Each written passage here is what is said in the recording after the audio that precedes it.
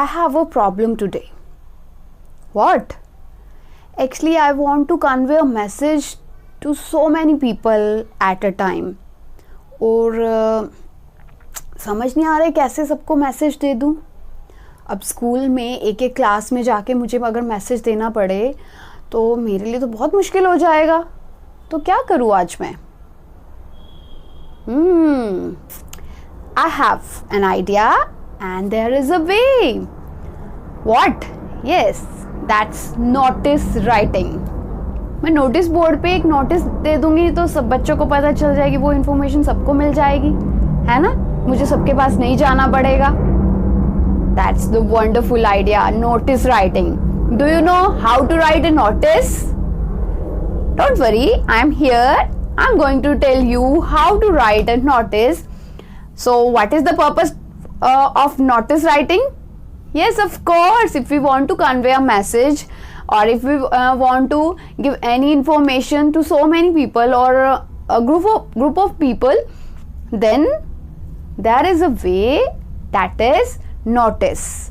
We can paste that a notice on the notice board, है ना? School में होते हैं ना नोटिस बोर्ड, तो उस पर हम वो मैसेज लिख सकते हैं नोटिस की फॉर्म में और फिर वो सब उसको रीड करेंगे तो सबको वो मैसेज मिल जाएगा, है ना? हमें एक एक के पास नहीं जाना पड़ेगा. तो आज सीखते हैं, let's learn how to write notice, है ना? First let's know what is notice, है ना? I have written a statement for notice. What is it? Let's see. A notice is a formal written or printed piece of information. मैंने आपको जब noun कराए थे तो आपको बताया था कि इन्फॉर्मेशन का प्लूरल इन्फॉर्मेशंस नहीं होता है. तो हम अगर बताना चाहें कि कितनी इन्फॉर्मेशन है, कम है, ज़्यादा, तो उसके लिए हम लोग वर्ड यूज़ करते हैं पीस ऑफ इन्फॉर्मेशन, है ना? ये फ्रेज है पीस ऑफ इन्फॉर्मेशन, है ना? तो a notice is a formal written और प्रिंटेड पीस ऑफ इन्फॉर्मेशन, ठीक है? लिखी हुई या प्रिंटेड कोई भी हो सकती है information which needs to be given to a large mass of people. अगर हमें बहुत सारे लोगों के बीच में एक मैसेज देना है, जैसे मैंने आपको पहले ही बताया, तो हम यूज़ करते हैं नोटिस, ठीक है? तो नोटिस एक तरह से फॉर्मल वे है मैसेज कन्वे करने का बहुत सारे लोगों के बीच में. ये इट कैन बी प्रिंटेड और it can be written manually, है ना? तो आप दोनों तरीके से किसी भी तरह से मैसेज को कन्वे कर सकते हो, लिख के खुद से या फिर प्रिंट करा के, क्या करके. अब तो सबको प्रिंट करना आता है, टाइप करना आता है ना? एडवांस हो चुके हैं हम लोग टेक्निकली. कोरोना ने सबको एडवांस कर दिया है ना? That's very good. ओके, तो अब बात करते हैं कौन कौन से हमारे क्या क्या रूल्स हैं जिसे हमें पता चले कि नोटिस राइटिंग को लिखते हुए या टाइप करते हुए जो बातें हमें ध्यान में रखनी है. तो लेट्स सी. ज़्यादा पॉइंट्स नहीं हैं जो हमें ध्यान में रखने हैं नोटिस राइटिंग को लिखते हुए. क्या हैं वो? What are these points that are to be taken care? So first point is our notice must be enclosed और आउटलाइंड. कैसे कि सपोज आपने ऐसे कुछ मैटर लिखा, जो भी आपका मैटर था, ठीक है, दैट शुड बी आउटलाइंड. उसे आपको बाउंड्री देना ही देना है, उसे एनक्लोज्ड करना, बंद करना ज़रूरी है. दैट्स इम्पॉर्टेंट, ठीक है? Next, word limit 50 words. आपकी जो वर्ड लिमिट है राइटिंग की, जो भी आप मैटर लिख रहे हो, that should B not more than 50 words. अब एक एक वर्ड काउंट नहीं करोगे, बट हाँ, आपको इतनी अपनी प्रैक्टिस करनी है कि आप जो भी मैटर लिख रहे हो वो अराउंड 50 वर्ड्स होने से. 1 और 2, 3, 4 इतना तो ऊपर नीचे हो सकता है, लेकिन ध्यान रखिए कि strictly, it is very strict rule मैं कहूँगी कि वर्ड लिमिट आपकी 50 वर्ड्स ऑलमोस्ट होनी चाहिए, ठीक है? No personal pronoun. You can not use personal pronouns. I, me, my, इनको अवॉइड कीजिए, ठीक है? Content should be to the point और रेलिवेंट. अब देखो, बात आती है 50 वर्ड्स, है ना, हमें लिखना है, तो ऑब्वियस है हमें ये ध्यान तो रखना पड़ेगा कि हमें जो भी हमें मैटर देना है दैट शुड बी रेलिवेंट, है? क्योंकि अगर ज़्यादा एक्स्ट्रा कुछ हम नॉलेज देंगे, कुछ इन्फॉर्मेशन दे रहे हैं, तो हमारी वर्ड लिमिट भी बढ़ जाएगी, है ना? तो हमें टू द पॉइंट बात करनी है और मैटर, हमारा कंटेंट जो है वो that should be relevant, to the topic. ठीक है, तो ये 4 पॉइंट्स हैं जो आपको बहुत ध्यान में रखने हैं। Now let's talk about the format. तो अब बात करते हैं नोटिस राइटिंग के फॉर्मेट की। व्हाट इज द फॉर्मेट, है ना। तो फॉर्मेट क्या रहता है, first you need to write the name of the institution. Okay, first you need to write at centre name of the institution. Okay, then at center in the next line you need to write the word notice in capital. अगर हम इसे highlight कर रहे हैं, हम इसे एक एक लेटर उसके कैपिटल कर रहे हैं, तो वो जल्दी लोगों का जो ध्यान है ना, वो अटेंशन है ना, वो जल्दी अट्रैक्ट करता है ना। तो इसीलिए इसे कैपिटल लेटर में लिखा जाता है ताकि सब पढ़ ले कि यस ये this is for you, this is an information for you, है ना। तो फिर notice and then you need to write date. ठीक है, वर्ड डेट नहीं लिखना है, डायरेक्ट डेट लिखनी है। Okay, and then the topic और वी कैन से टाइटल, किस बारे में है आपका। देखो, जब हम नोटिस लिखते हैं तो वो काफ़ी सारे मैटर हो सकते हैं, काफ़ी सारे रीजंस हो सकते हैं नोटिस राइटिंग को लिखने के। क्या क्या हैं वो, लाइक अगर if you have lost something, suppose you have lost your pen, है ना, you have lost your notebook, तो वो आपको नोटिस देना पड़ेगा सबको कि सब पढ़ लें, ताकि अगर किसी को मिला है तो वो आपको दे दे, है ना। और if you have found something, कुछ मिल भी तो सकता है, तो उसके लिए आप नोटिस दे सकते हो। किसी के कुछ रुपीज़ गुम हुए हैं या आपको मिल गए हैं, या स्कूल में कोई ऑर्गेनाइजेशन है और कोई आपकी टीम है जो ऑर्गेनाइज कर रही है कुछ कोई फंक्शन, कोई सेलिब्रेशन, है ना, कोई कैंप आप हेल्ड करा रहे हो, तो फिर उसके लिए भी आप नोटिस लिख सकते हो। तो जो भी आपका मैटर है, लॉस्ट का है, फाउंड का है, ऑर्गेनाइजेशन का है, सेलिब्रेशन का है ना, तो उसके लिए आपको वो टाइटल जो रहेगा मेन, क्या किस बारे में आपका नोटिस है ना, तो वो आपको वो टाइटल देना है with first letter capital. Okay, and then you need to write from next line body of matter. Okay, body of matter देने के बाद अब देखो, सब कुछ ऑर्गेनाइज कर रहे हो, कुछ इन्फॉर्मेशन दूसरे सबको दे रहे हो, तो वो ऑथराइज्ड होना चाहिए, मतलब कि सिग्नेचर तो ज़रूरी है, बनते हैं, है ना।